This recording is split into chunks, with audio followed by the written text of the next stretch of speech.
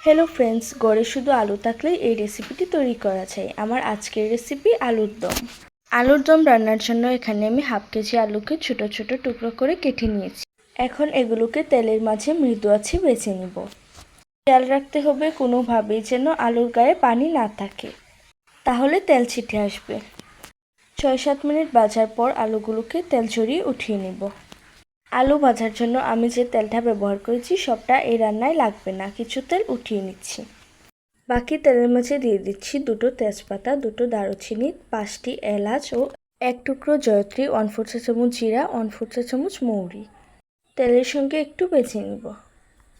মশলা থেকে সুন্দর একটা স্মেল বের হলে এর মাঝে অ্যাড করে দিব হাফ কাপ পেঁয়াজ বাটা।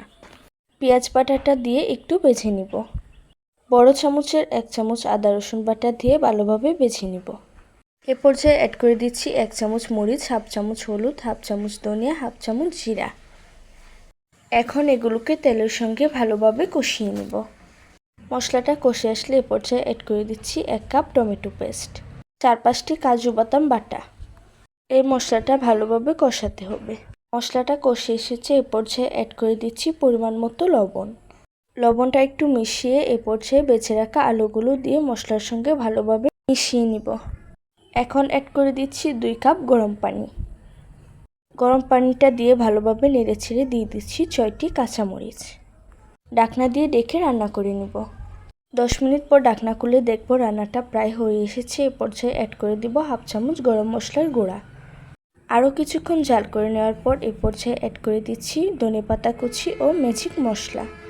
এই দুটি উপকরণ রান্নার স্বাদ অনেক বাড়িয়ে দিবে। ধনেপাতা কুচি ও ম্যাজিক মশলাটা দেওয়ার পর কিছুক্ষণ ঢাকনা দিয়ে ঢেকে রাখবো।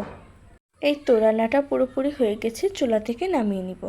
আলুর দমের এই রেসিপিটা ভাত, রুটি, পরোটা যে কোনো কিছুর সাথেই খেতে অনেক মজা। আমার আজকের ভিডিও ভালো লাগলে চ্যানেল সাবস্ক্রাইব করবেন এবং পেজ ফলো করবেন। আল্লাহ হাফেজ।